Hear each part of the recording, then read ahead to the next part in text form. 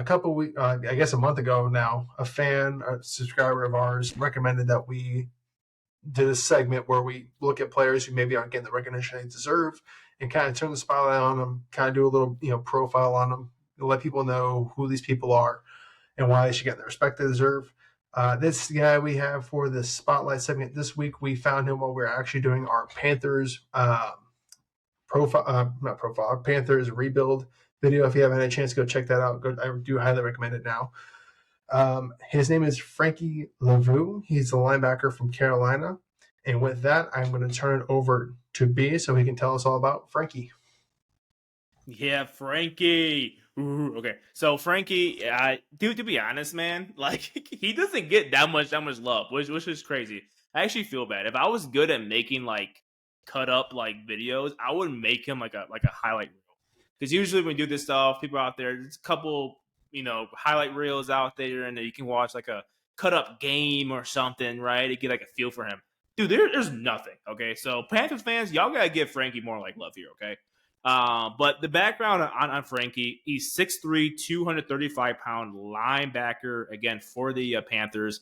He was undrafted out of Washington State. He just finished his 6th year in the league. He played for the Jets for 3 seasons, and then now he's playing for the Panthers and just finished his 3rd season. So again, yeah, he's an off-the-ball linebacker. I'm going to rattle off his 2023 stats here. He had 113 total tackles, 5.5 sacks, which is crazy for an off-the-ball linebacker, and 5 passes defended. So he's out there in coverage too. And just to give you all a little more context on Frankie's play, his PFF stats, and again, like PFF should never, or one single data point should never be like the end all be all. But I think this helps kind of add to the picture of like Frankie's play. So he was 74. So he was graded as a 74 in run defense, a 90 in pass rush, which is wild again for off the ball linebacker. Like we're not talking about like a 3-4 edge linebacker. This dude's playing like Will. Okay, he has a 90 in the pass rush category, which is crazy. And then 65 in coverage. So a little bit of work needs to be done there, but again, not awful. So it brings his total to about 79. I was able to find a few videos on the good old YouTube on just watching Frankie. And again, like the one thing that shot off the screen for me is he's a sideline to sideline linebacker, which means he is fast, which makes sense. Like nowadays, you have to be a fast guy to play like linebacker. There's no more like 6'3", 250-pound guys who just like can't run. And he does a nice job of what I noticed. Like he had a play against the Texans. He was lined up in the boundary, so like the short side, and there was some sort of like outside zone, like a stretch play. He was on like maybe the left hash, and he made the tackle and like the right sideline. Like so, he did a nice job of tracking like the near hip of the running back, and was able to keep up speed with him, evade blockers, right? So I'm gonna try to paint the picture of like how he's able to move on like the field, not just like north and south, but east and west too. And again, like being able to blitz is his strength. That's probably his biggest strength. I mean, it is his biggest strength. Again, he was great in 90 in pass rush, and not only can he just have nice like pass rush moves and know how to like get off blocks, but something I picked up on, and he must have blitzed a lot during his like career or learned this when he got into the league.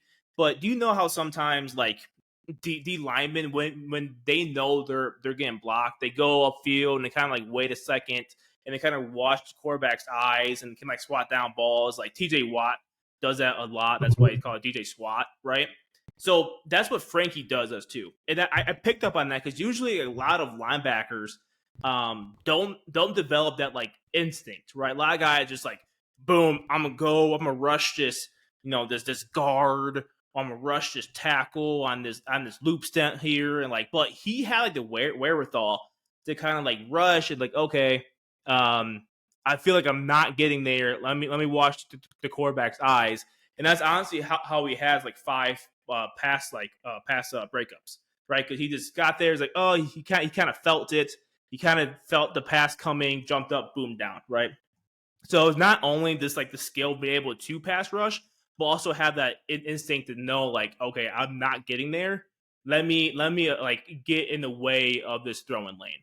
Um, and like in the run game, tight ends cannot block him. Right, he has the ability to punch, extend, and shed well. Um, his run fits are good.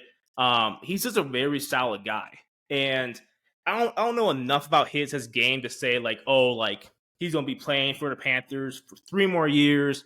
He's gonna be turned to that franchise linebacker. I don't know enough about that yet, but I can say the Panthers do have a hidden gem in Frankie. And again, guys, I need at least like 5 more like highlight tapes of this guy because he played hard every single week, man. But yeah, that's my breakdown on Frankie. I just want to give him some like love here. He had a great season. And yeah, I know he's going to come back next season, turn up again, and I am eager to see that. Yeah, so I was trying to find something real quick, actually, because I did watch some of couple of videos on him real quick right before we started doing this because I wanted to familiarize myself with him. And he played linebacker in college at Washington State. I believe they ran a 3-4. Yeah, he started all 13 games as a rush linebacker. So I believe the Washington State actually did run a 3-4. So his actual senior year in college, he had 6.5 sacks and 12 tackles for a loss. And kind of from even the tape I was kind of watching, yeah, I think in high school he was a defensive end too or something like that. But either way, even from the quick tape I was watching, the thing that kind of really stood out to me about him is he played in the offensive backfield. Like, and on every play, he was shooting gaps. He was, like kind of getting hands on ball. But it was usually the defensive end. It was usually Brian Burns making the initial hit, and then it was Frankie right behind him and clean it up. And it was like, this dude just has an absolute trigger. And even like what you're saying, that kind of sense of like knowing, hey, I'm not going to get home. Let me just get my hands up, watch quarterback's eyes. I'm assuming that comes from his time at Washington State, where again he was a rush linebacker, so was involved in getting after the quarterback a lot. But it's kind of interesting to see how that's translated, even though he's switched now to more of a middle linebacker position.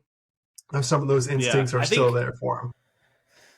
Now that you say that, it makes a lot of sense as to why he can play in space so like well. Like a lot of guys who only play inside backer, like they kind of like act weird, like when I try to make tackles out in space. No, it's not really like scientific thing I'm saying, but like you can just tell like they don't feel comfortable working in like space. Frankie does. Like whenever he's like, I don't know, trying to force like that edge or just make a play out in like open space, he seems like at home almost. He's like, yeah, like I can do this easy. Like he doesn't like panic or anything. Yeah. I seldom see him get like juked out or anything like that. He just seems like he can just play in space. That's the best way to like put it. So the fact he kind of played that rush linebacker role in like college, maybe he's out in space a lot then, right? It's kind of what he like did. So that's a good point.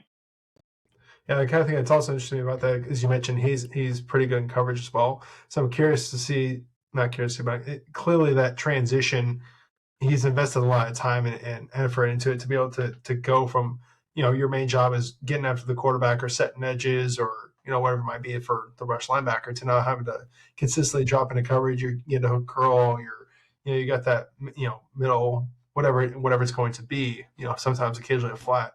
To be able to get comfortable into that, to sit here and pick up those zones, or even heaven forbid being in man coverage, I couldn't imagine being in man coverage against NFL running backs when you were playing rush linebacker in college. But he's clearly dedicated a lot of time to it. So, and I agree 100%. We need more highlight videos on Frankie Luvu. I mean, it's just insane. A couple of the quick little minute, 2 minutes that I saw from him during his highlights, I mean, the dude consistently was in the backfield cleaning stuff up or first contact. Sometimes he had no fear in rush and attacking that hole.